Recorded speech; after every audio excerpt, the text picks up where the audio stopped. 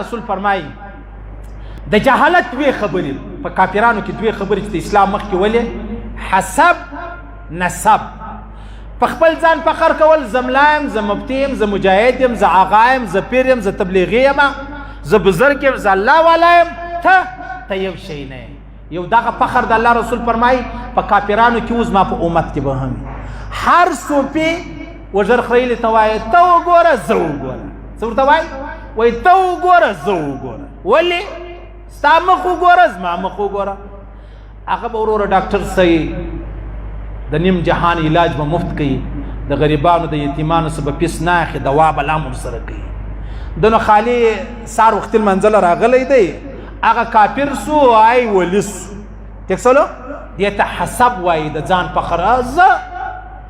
وګوره ته وګوره دا کفریه خبره ده دا کفریه زه وګوره ته وګوره ته ستا مخ وګوره او زه وګوره زه ملا یم زه آغا یم زه مولوي صاحب زه پیر صاحب زه تبلیغي یم زه خدا دا مرید یم نه دا خبره بس چې الله کله سړی د لین د خطا کوي دا خبرې په خوله واروي چې الله کله د یو سړي خانه ور خرابوي دا خبرې په خوله واروي زه وګوره ته وګوره اوس نو زه وګوره ته وګوره ته ستا مخ وګوره او زه وګوره دا د ده په زړه خریلی د ده مخ ریلی دی دی وایي ته در ما ډېر بدتر یې ته در ما ډېر بدتر یې دا کفریه خبره ده د الله رسول فرمایي په کافرانو کې دا خبره وه زما په امت کې به دلته یو مدني چینل والا نه دی هلته یو لیونی دی غریب د خدای بیچاره دوی مشر چې دی بالښت چې ورسره یا ګل مل یې لګولی نو دا یو ورځ سپین ږیری سړی راولاړ شو دی خولای ته په خپل ځای کې ناست ورته ویلی ول په ژوند یو ارمان لرم د سپین ږیري ورته وویلی ول څه ارمان مې دا دی ستا سره لاس میلاو کړه د ول نه ما سره به لاس نه میلاوه هغه وژړل یو واره په ژوند کې لاس ورسره میلاو کړه بس دا زما ارمان دی د ول نه ولې یو دی پر سر خولۍ نه ده پرته بل دی ژره وهلې ده ژره یو د ده په فکر بیا یې کافر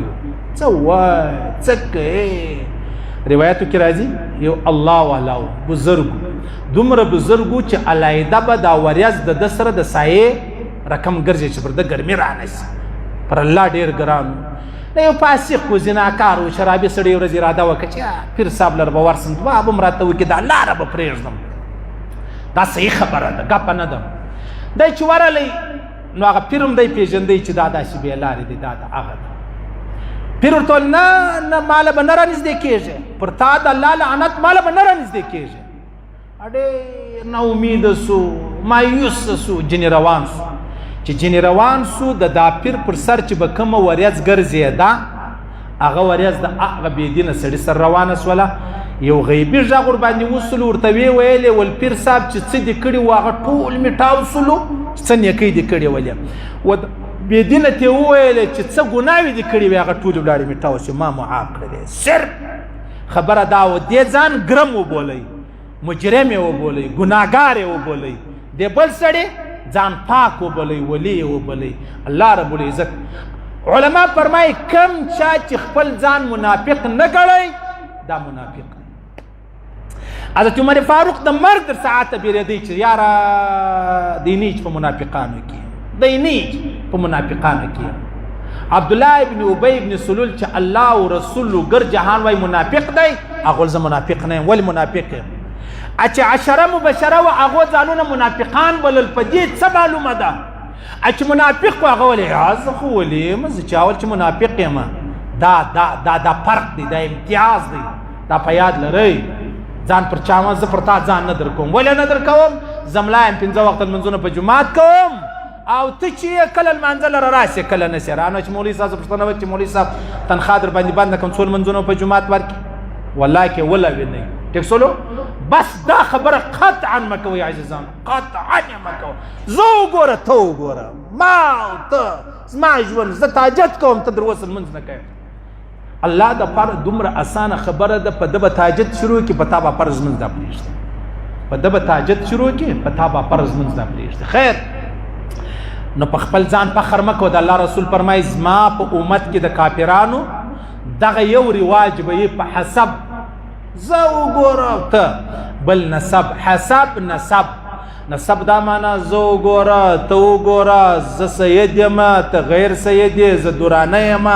ته چیش یې زه بړیڅه یم ته چیش یې زه اڅکزه یم ته ګوره دا خبرې دا کفریه خبرې دي. دا و چې دا نوې دنده شروع سوې ده عرض شپږ کورې دیم قومي اتحاد جوړ کړی بس بیا وګوره سره زرغونه شنه جنډې دیم جوړه کړې پر رخصه باندې یو برېتور ورکړی هلته کښنی زمری ورسره دغه تصویر دا وایي قومي اتحاد مشر دی چې وګورې په رخصه پسې وګوره غریبه رخصه چې چلوي هلکه څه در پیښه ده. د الله رسول فرمایي دا د جاهلیت خبرې دي. داسې تقسیم کړاس پخوا خالي مسلمان یو خالي مسلمان یو مسلمان بل کافر بس اوس خبره راله تر خپل څلورو کورو پر محدوده سوله. دا قومي اتحاد دا قومي مشر ما دیوالو باندې وګوره پوښتنه وکړي چې څوک و شپږ کوره یې په هزارګنجي کې دي زموږ اته کوره په مشرقي بایپاس کې دي څلور کوره بس نوې کلي کې دي. دا قومي اتحاد دی. قومي اتحاد ولاړې د پلار تر نیکۍ راورسوله ته مسلمان بل کافر بس که ستا خاندان کې چا مړی وکړي ګرد جهان ورو روډونه بند کړي او نارې جوړې کړي دي زموږ سړی رایله کوي ول دا تا وژه څه کیسه ده د خاندان